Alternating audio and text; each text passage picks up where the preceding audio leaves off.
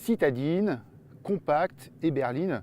Voici en gros les trois modèles que doivent posséder absolument un constructeur dans sa gamme.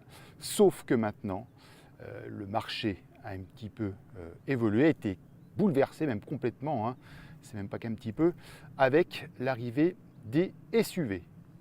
Ces véhicules représentent à présent plus d'un tiers des ventes de voitures neuves. Donc forcément, les constructeurs ne peuvent pas y couper. Et donc, avec les SUV, ils doivent en fait appliquer la même politique, à savoir proposer un véhicule pour chacune de ces catégories. Si bien qu'aujourd'hui, les constructeurs proposent justement dans leur gamme des SUV citadins, des SUV compacts et des SUV plutôt routiers, voire même qui remplacent les monospaces dont on sait qu'ils sont complètement en perte de vitesse, sauf que pour remplacer les monospaces, il faut proposer une modularité et puis forcément une troisième rangée. Et justement, chez Seat, après l'ATK qui est le SUV compact, après l'Arona qui est plutôt le SUV citadin, voici qu'arrive le Tarraco, qui est donc le SUV, on va dire berline, puisque c'est un véhicule qui peut avoir soit 5 places, soit 7 places. Mais alors, résumons, Volkswagen Tiguan Allspace, Skoda Kodiaq, et puis maintenant le Seat Tarraco. On a donc trois modèles dans le groupe Volkswagen qui correspondent au même segment, qui proposent 5 ou 7 places. Alors, qu'est-ce qui les différencie? Première différence, eh bien, c'est le look. Petite nouveauté chez Seat, c'est cette calandre.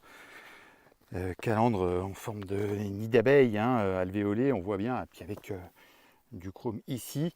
Ça, c'est très tendance, mais c'est vraiment une première pour Seat, puisque les calandres étaient un peu différentes jusqu'à présent. Ce sera le look que vont arborer toutes les futures productions espagnoles.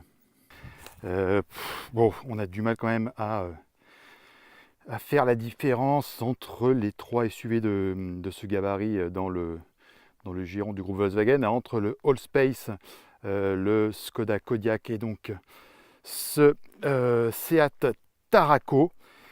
Il y a quand même quelques petites recherches, notamment, alors je suis désolé, c'est sale parce que vous voyez, c'est quand même des pistes là très poussiéreuses. Alors je disais le feu avec voilà ça, sauf que c'est totalement factice, ça ne s'allume pas du tout. Pareil aussi, ici on a l'impression que c'est des sorties d'échappement, sauf que bien évidemment c'est totalement factice. Là par contre, ça va être les radars de recul, donc c'est quand même assez exposé si c'est bien ça. Alors, un petit détail aussi, moi qui m'a frappé, c'est cette trappe à essence, parce que on voit ici, il y a un pli avec un décroché, et c'est quand même assez rare de voir une trappe à essence avec voilà, ce pli de carrosserie. Voilà, c'est peut-être un petit, je sais pas si c'est une recherche esthétique, mais bon, c'est un élément assez rigolo à noter. Mais ce qu'il faut savoir, c'est que ce Tarraco a été conçu en Espagne, mais est fabriqué à Wolfsburg, donc dans l'antre de Volkswagen. Et d'ailleurs, ça se ressent. Voilà, on s'éloigne peut-être un petit peu du côté latin qu'il peut y avoir il y a encore quelques années chez Seat. Là, c'est super rigoureux dans le traitement intérieur. C'est ergonomique, ça, il n'y a rien à dire. C'est valable à la fois chez Volkswagen et chez Skoda, c'est-à-dire que les commandes, on les retrouve là où elles doivent être. C'est super intuitif, on s'y perd pas, il n'y a pas besoin de rechercher où sont les commandes, etc. Voilà, c'est inné, c'est instinctif. Et l'avantage d'appartenir à un groupe comme Volkswagen, c'est qu'on bénéficie de toutes les technologies. Et on sait que maintenant, c'est un point crucial, en tout cas en termes d'achat et même en termes de communication. Et là, effectivement, on a quasiment tout ce qui est possible et imaginable. On a un écran entièrement digital, très très large, très très bien conçu, au design et à l'ergonomie aussi, là aussi, super, hein, il n'y a rien à dire. On a aussi un écran tactile. Alors, à la différence par exemple du Kodiaq où il est vraiment englobé dans la console centrale, là il a un petit peu décroché. Hein. Quand c'est apparu ce type d'écran, on trouvait que c'était peut-être un peu bizarre, on avait l'impression que c'était collé. C'était notamment sur la Mercedes classe C, mais force est de constater que maintenant cette implantation, eh bien, on la retrouve quasiment maintenant partout. Hein. C'est devenu, je sais pas, c'est comme ça, c'est dans l'air du temps. Et en termes d'habitabilité, j'ai envie de dire c'est kiff avec son cousin le Skoda Kodiaq. On peut donc avoir une troisième rangée en option pour 880 €. Comme souvent, hein, cette troisième rangée, ce sont des places d'appoint. Hein. C'est quand même assez confiné, c'est pas super confortable. Voilà, on passera pas un voyage entier à l'arrière. Hein. En termes de volume de coffre, là aussi, on est très proche. Hein. Ça se joue à quelques dizaines de décimètres cubes. Ce Taraco est un peu plus grand en configuration 5 places, mais un peu plus petit en configuration 7 places. En termes de motorisation, eh bien, on a 2 blocs essence et 2 blocs diesel. En essence, on a un 150 et 190 chevaux. Et puis en diesel, on a aussi un 2 litres TDI de 150 et 190 chevaux.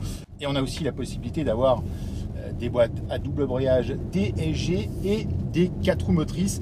Par contre, hein, on ne peut pas combiner encore toutes les motorisations avec toutes les possibilités de boîte manuelle ou boîte automatique et de 4 roues motrices.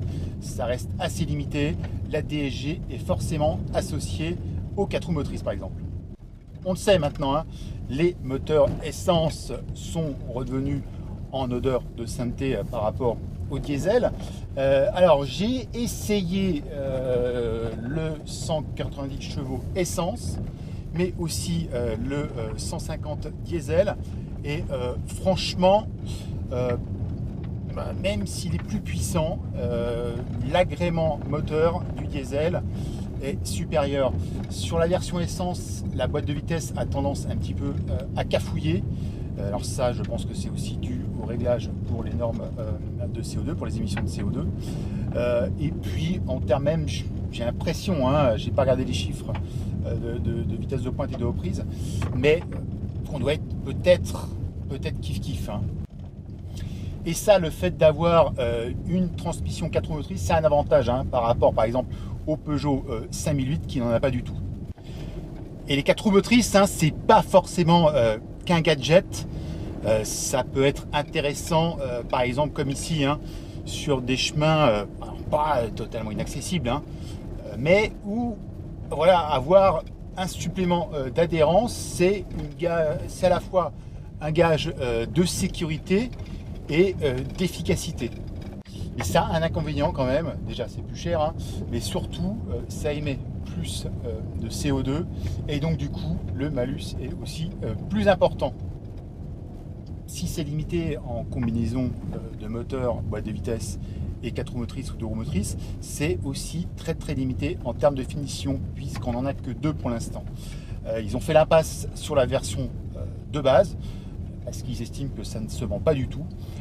Et il y aura aussi une autre version FR, hein, donc lookée beaucoup plus sportif, qui arrivera en courant d'année prochaine. Et il y a un truc que je trouve vraiment bien sur ces finitions haut de gamme, excellence du Taraco, c'est que pour une fois, ce n'est pas une sellerie en cuir, c'est une sellerie qui mêle Alcantara là, sur les rebords et tissu. Moi, je suis pas très fan du cuir et je trouve que proposer à nouveau des selleries tissus sur des hauts de gamme, eh bien, c'est malin. C'est malin parce que voilà, on a beau avoir l'image du haut de gamme avec du cuir, etc. Moi, j'aimais bien les selleries velours, les selleries voilà, tissu qu'il pouvait y avoir il y a 20-30 ans. Il y a un toucher, il y a une chaleur plus forte qu'avec du cuir. Alors justement, quelles sont les différences hein, si en termes de motorisation ce sont les mêmes moteurs chez Skoda, chez Volkswagen ou chez Seat, si en termes d'habitabilité c'est quasiment kiff bourricot, si en termes de design forcément il y a des différences, mais ça reste quand même assez proche. Hein. Alors quelles sont les différences en fait? Eh bien ce sont quand même les réglages. Là où le Skoda Kodiaq est clairement orienté confort, ce Tarraco a des réglages un peu plus fermes. Là on retrouve vraiment un petit peu hein, le côté sportif hein, du constructeur espagnol. Donc on sent qu'il y a quand même 2 voire 3 avec le Volkswagen Tiguan Allspace, 3 approches différentes en termes de comportement routier. Mais cela dit, hein, c'est pas non plus raide comme un bout de bois avec la suspension pilotée et même avec des jantes de 20 pouces, ça reste vraiment, voilà, ça reste moelleux, hein, c'est pas ferme du tout, c'est pas un bout de bois. Hein. D'ailleurs ici on voit bien sur ce chemin, hein, je suis pas du tout maltraité, ça se coupe pas trop. Voilà, là on voit le travail des 4 roues motrices. On sent qu'on a un peu plus de motricité. Et quand on pense que Seat, il y a 3 ans, n'avait aucun SUV dans sa gamme, maintenant il en a 3, on voit bien hein, à quel point les constructeurs veulent leur part du gâteau de ce segment des SUV qui explose littéralement, et que voilà, il est impensable de louper le coche. Et si le segment des SUV est en plein boom, ça se fait forcément au détriment d'un autre. Alors celui qui est en grosse perte de vitesse, c'est celui des monospaces. Ils sont plus à la mode, hein, c'est vraiment la voiture à papa. Pourtant, chez Seat, justement, ce qui est marrant, c'est qu'il reste encore un grand monospace, un monospace 7 places, l'Alhambra, qui c'est l'un des derniers escapés. Hein. Et ce type de carrosserie garde encore des aficionados. Hein.